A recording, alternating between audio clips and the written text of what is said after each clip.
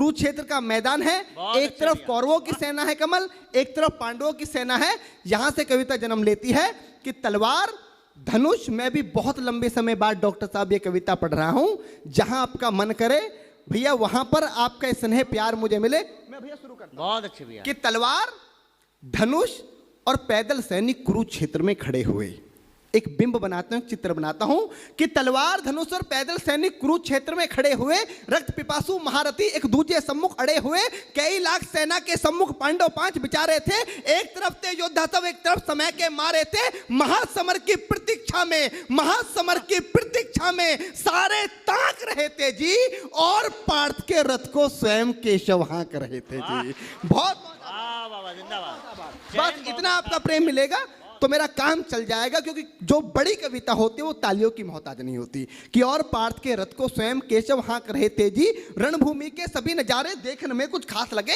माधव ने अर्जुन को देखा, अर्जुन उन्हें उदास लगे। कुरुक्षेत्र का महासमर एक पल में तभी सजा डाला। 5 जन्य उठा कृष्ण ने मुख से लगा बजा डाला। हुआ शंखनाद जैसे ही सबका गर्जन शुरू हुआ, रक्त बिखरना हुआ शुरू और सबका मर्दन शुरू हुआ। कहा कृष्ण ने उठ पार्थ, कहा कृष्ण ने उठ पार्थ, और एक आंख को मीच जरा, गांडी पर रख बाणों को, फिर 3 चाकों खींच जरा, और आज दिखा दे रणभूमि में, आज दिखा दे रणभूमि में योद्धा की तासीर। यहाँ इस धरती पर कोई नहीं अर्जुन के जैसा वीर, यहाँ इस धरती पर कोई नहीं अर्जुन के जैसा वीर। यहाँ सुनी बात माधव की तो अर्जुन का चेहरा उतर गया, सुनी बात माधव की तो अर्जुन का चेहरा उतर गया। एक धनुर्धारी की विद्या मानो चूहा उतर गया। बोले पार्थ सुनो कान्हा, बोले पार्थ सुनो कान्हा, जितने ये सम्मुख खड़े हुए हैं हम तो इनसे सीख सीख कर सारे भाई बड़े हुए हैं। इधर खड़े बाबा भीष्म ने मुझको गोद खिलाया है, गुरु द्रोण ने धनुष बाण का सारा ज्ञान सिखाया है,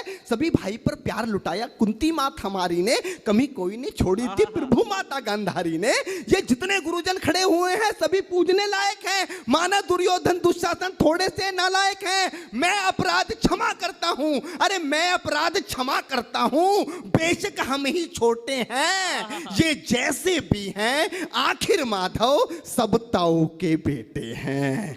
बहुत बहुत आभार कि जैसे भी हैं, बहुत बहुत आभार डॉक्टर साहब कि जैसे भी हैं आखिर माधव सब ताऊ के बेटे हैं। और छोटे से भूभाग की खातिर हिंसक नहीं बनूंगा मैं।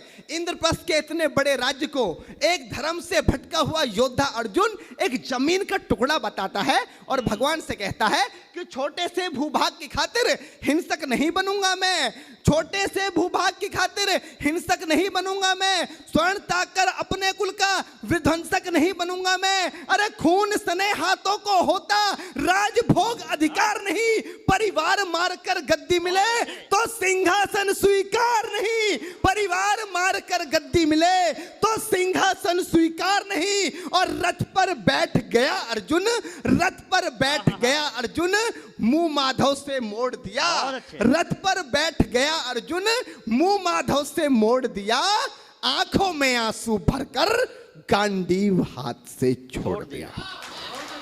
बहुत जिंदाबाद दिया। आंखों में आंसू भरकर गांडीव हाथ से छोड़ दिया। गांडीव हाथ से जब छूटा माधव भी कुछ अकुलाए थे। भगवान ने सोचा कि इसने तो बेइज्जती करा दी, इससे अच्छा तो मैं शंखनाद नहीं करता, पर भगवान अपनी बेइज्जती कभी स्वीकार नहीं करते। कि गांडीव हाथ से जब छूटा माधव भी कुछ अकुलाए थे, शिष्ट पार्थ पर गर्व हुआ, मन ही मन हर्षाए थे। भगवान ने सोचा इसका सब कुछ जा रहा है, लेकिन ये अब भी परिवार की बात कर रहा है, संस्कार की बात कर रहा है, तो कहीं ना कहीं मेरे संस्कार हैं। कि गांडीव हाथ से जब छूटा माधव भी कुछ अकुलाए थे, शिष्य पार्थ पर गर्व हुआ, मन ही मन मुस्काए थे। मन में सोच लिया अर्जुन की बुद्धि ना सड़ने दूंगा, समर भूमि में पार्थ को कमजोर नहीं पड़ने दूंगा। धर्म बचाने की खातिर एक नव अभियान शुरू हुआ। उसके बाद जगत गुरु का गीता ज्ञान शुरू हुआ, उसके बाद जगत गुरु का गीता ज्ञान शुरू हुआ। एक नजर में, एक नजर में, एक नजर में, एक नजर में रणभूमि के कण कण डोल गए माधव। टकटकी बांधकर देखा अर्जुन, एकदम बोल गए माधव।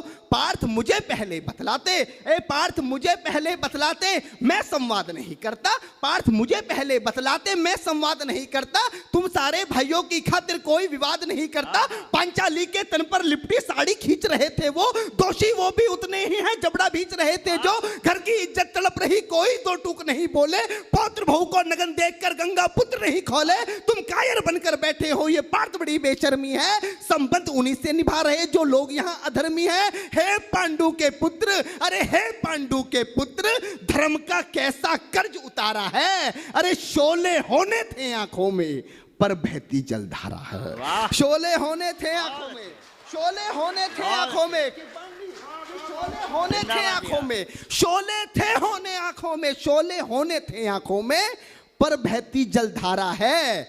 और गांडीव उठाने में पार्थ, गांडीव उठाने में पार्थ, जितनी भी देर यहां होगी, गांडीव उठाने में पार्थ जितनी भी देर यहां होगी, इंद्रप्रस्थ के राजभवन में उतनी अंधेर वहां होगी। वाह, आभार।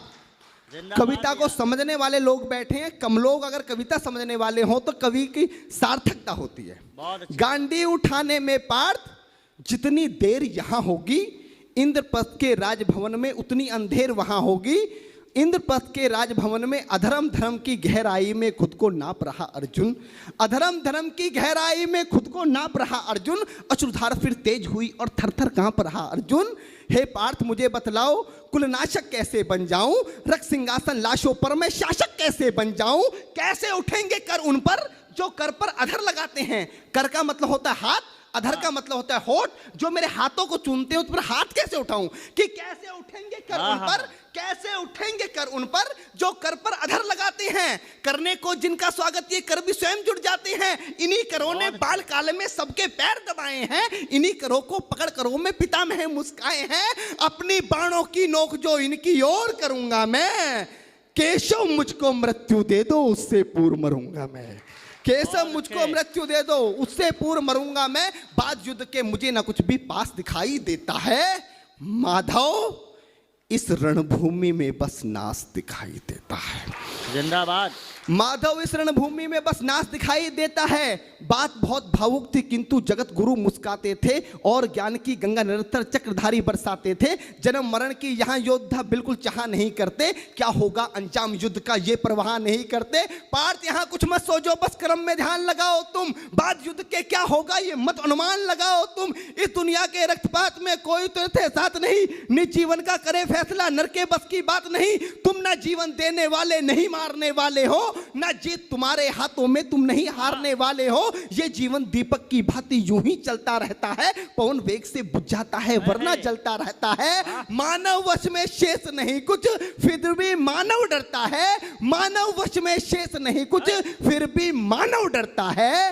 वह मरकर भी अमर हुआ जो धर्म की खातिर मरता है, वह मरकर भी अमर हुआ जो धर्म की खातिर मरता है। ना सत्ता सुख से होता है ना सम्मानों से होता है। डॉक्टर साहब अभी यहां पर शहीदों की बात की, दुनिया का सबसे बड़ा सम्मान क्या होता है?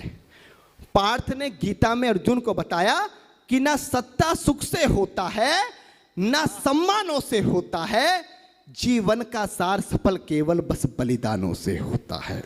जीवन का सार सफल बेहद बस बलिदानों से होता है और देहदान योद्धा ही करते हैं। जब हमारे सेना के जवान पुलिस के जवान अपनी शहादत देते हैं तो उनको झंडे में लपेट कर लाया जाता है, ये सबसे बड़ा सम्मान है। वही पंक्तियां माधव ने कहा कि ना सत्ता सुख से होता है ना सम्मानों से होता है। मेरे जीवन की डॉक्टर साहब सर्वश्रेष्ठ पंक्तियां दे रहा हूं अपने जीवन की, कि ना सत्ता सुख से होता है ना सम्मानों से होता है।